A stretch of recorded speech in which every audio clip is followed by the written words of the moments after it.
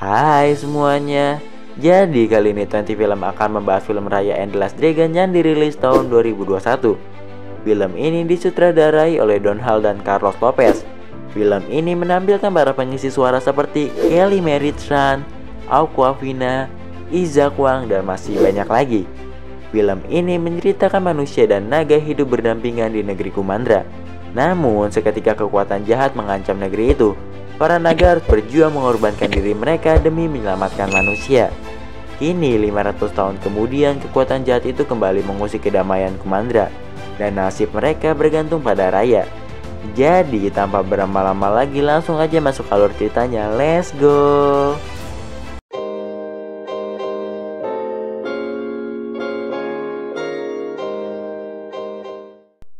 Di awal film kita diperlihatkan Raya sedang berjalan di tanah gersang menaiki tuk-tuk. Tuk-tuk adalah sahabatnya Raya, dia adalah seekor hewan. Jadi bumi telah rusak, kejadian itu terjadi 500 tahun yang lalu. Zaman dahulu di Kumandra manusia dan naga hidup berdampingan. Semua manusia hidup tentram dan damai. Tiba-tiba datang drone, yaitu wabah virus mematikan. Semua yang dilewati drone akan rusak dan menjadi batu. Semakin lama drone menjadi berkembang sangat pesat. Para naga pun harus berjuang melawan drone. Tetapi itu tidak cukup. Semua naga berubah menjadi batu. Namun ada satu naga yang bernama Shishu. Dia memusatkan kekuatan sihirnya menjadi permata, lalu mengalahkan drone. Semua orang yang berubah menjadi batu kembali hidup, kecuali para naga. Dan yang tersisa dari Shishu adalah permatanya. Kemudian umat manusia terpecah menjadi beberapa kelompok, dan mereka berebut mendapatkan permata Shishu. Raya pada saat itu masih kecil. Raya sedang berusaha mengambil permata Shishu. Dia bertarung dengan penjaga permata itu. Penjaga pintu permata itu adalah Kepala Benja. Rupanya Raya hanya berlatih untuk mengambil permata itu. Kepala Benja adalah ayahnya Raya.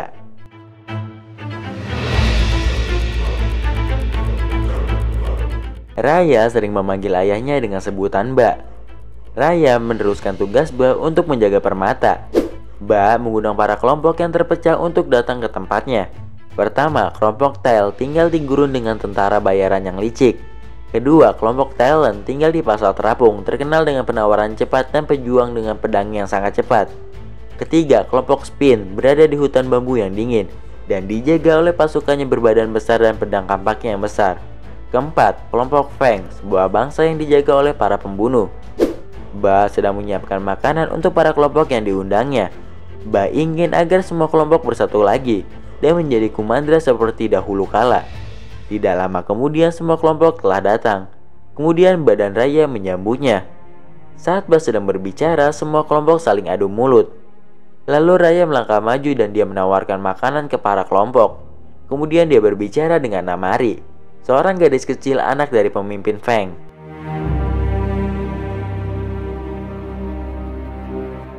Raya mengajak Namari masuk ke tempatnya. Di dalam, Raya mengajak Namari memakan cemilan sambil mengobrol. Kemudian Namari membuka sebuah peta. Dia bercerita jika Shishu masih hidup. Shishu bersembunyi di ujung sungai. Lalu Namari memberikan kalungnya kepada Raya sebagai hadiah persahabatan. Setelah itu Raya mengajak Namari pergi ke tempat penyimpanan permata Shishu. Tiba-tiba Namari menendang Raya dari belakang. Namari ingin mengambil permata Shishu untuk dibawa ke kelompoknya. Raya yang dikhianati berusaha menjaga permata Shishu agar tidak dicuri, dan mereka berdua pun bertarung. Kemudian Namari mengeluarkan kembang api sebagai penanda dirinya berhasil menemukan permata Shishu. Di sisi lain, Mbak dan Ibu Namari melihat kembang api itu, dan Mbak melihat ada pasukan kelompok Feng yang menuju ke tempat penyimpanan permata Shishu. Ibu Namari yang sedang mengobrol dengan Mbak diam-diam pergi menuju ke tempat kembang api itu menyala. Saat Raya dan Namari sedang bertarung, pasukan Feng datang. Mbak yang sudah mengetahui itu juga datang dan membantu Raya. Tidak lama kemudian para kelompok datang ke tempat penyimpanan permata Shishu. Mbak mengajak semua pasukan berdamai dan tidak saling bertarung. Dia ingin dunia menjadi Kumandra lagi. Tiba-tiba dia dipanah dan anak panah itu menancap di kakinya. Kemudian semua kelompok saling berebut permata Shishu. Lalu permata Shishu itu terjatuh dan pecah. Kemudian muncullah drone. Lalu Mbak mengusir drone menggunakan pecahan permata Shishu. Satu persatu kelompok mengambil pecahan permata Shishu lalu kabur. Kemudian Mbak menyuruh Raya meneruskan tugasnya sebagai penjaga permata Shishu. Dan Mbak memberikan pecahan permata Shishu kepada Raya, lalu melempar Raya ke sungai. Bay yang dilewati drone berubah menjadi batu. 6 tahun kemudian, Raya sudah berubah menjadi remaja yang tangguh.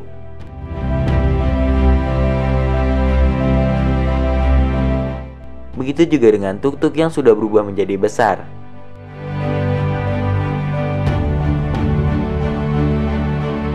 Raya bersama Tuk-Tuk sedang mencari keberadaan Shishu. Tiba-tiba muncul drone ingin menyerang Raya. Raya pun berhasil mengusir drone dengan pecahan permata Shishu.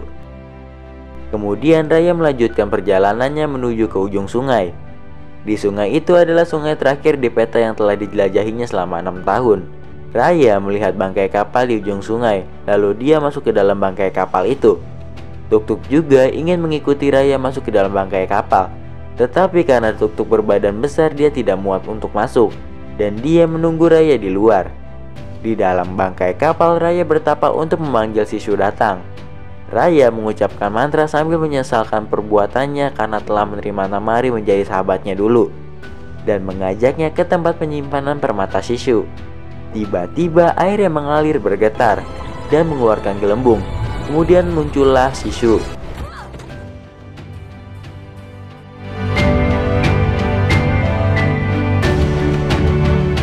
Kemudian Raya bilang kepada Shishu jika permata yang dibuat Shishu telah rusak dan diambil oleh para kelompok yang terpecah.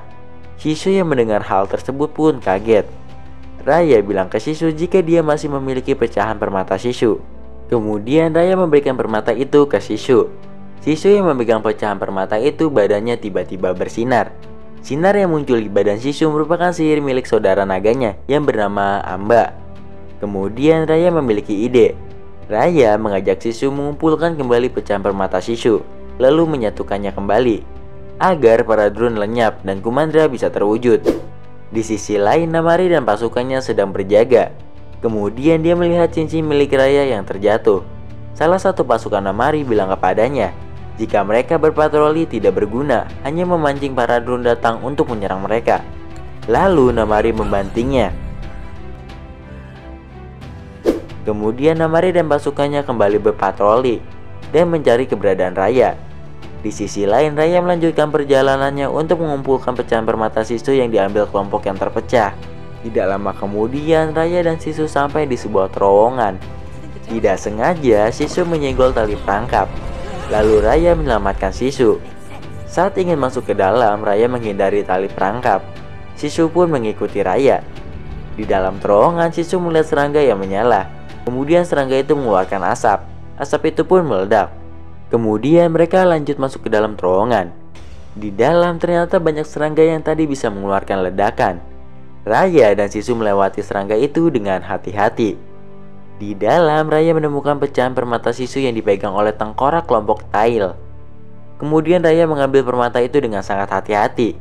Lalu Raya memberikan pecahan permata itu ke Shishu. Shishu pun mendapatkan sihir dari permata itu. Sihir itu milik saudara naganya yang bernama Prana. Shishu pun berubah menjadi manusia. Tiba-tiba Namari dan pasukannya masuk ke dalam menemui Raya. Namari meminta barang yang sedang dibawa Raya. Namari bilang ke Raya apakah Raya benar-benar mencari Shishu. Raya pun memberitahu Namari Shishu yang sudah berubah menjadi manusia.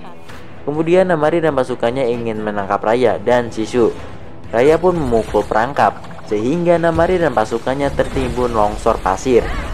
Raya memanfaatkan kesempatan itu untuk kabur. Raya dan Shishu kembali melewati serangga. Kemudian Raya dan Shishu kabur menaiki tuk-tuk. Namari dan pasukannya mengejar menaiki harimaunya. Shishu bertanya kepada Raya siapa yang mengejarnya. Raya bilang itu adalah Namari yang menyebabkan dunia rusak. Kemudian Raya lompat ke dalam air. Dia memanfaatkan itu karena harimau Namari takut air. Raya, Shishu, dan tuk-tuk naik ke atas kapal. Di kapal itu mereka dilayani oleh pemilik kapal yang seorang anak kecil laki-laki. Dia bernama Baun.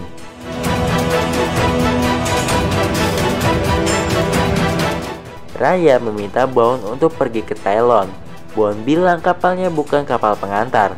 Raya kemudian memberikan koin.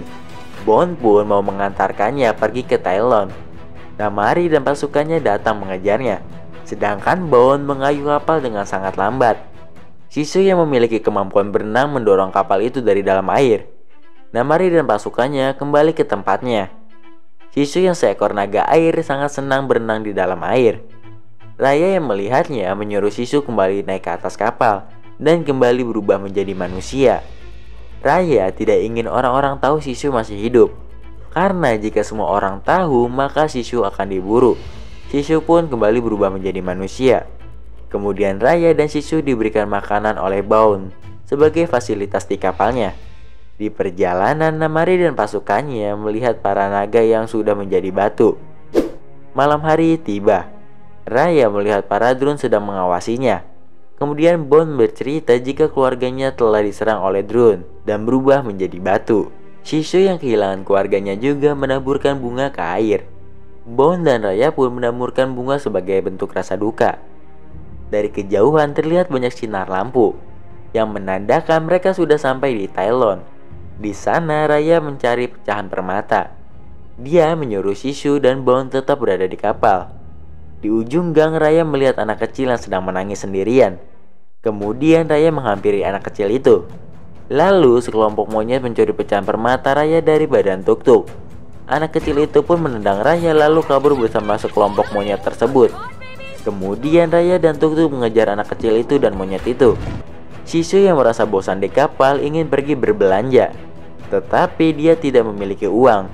Kemudian Bond memberitahu Shishu dia bisa berbelanja menggunakan kredit. Lalu Shishu pun membeli banyak barang. Dia berdalih akan membayarnya secara kredit. Kemudian semua pedagang menghampiri Shishu. Mereka menyuruh Shishu untuk mengembalikan barangnya. Karena Shishu orang baru di Tylon, para pedagang takut jika Shishu tidak membayarnya. Kemudian seorang nenek tua datang menghampiri Shishu, lalu mengajaknya pergi. Di sisi lain, Raya terus mengejar gadis kecil dan kawanan monyet pencuri. Tuk-tuk menutup jalan menggunakan papan. Akhirnya Raya berhasil mendapatkan pecahan permatanya kembali.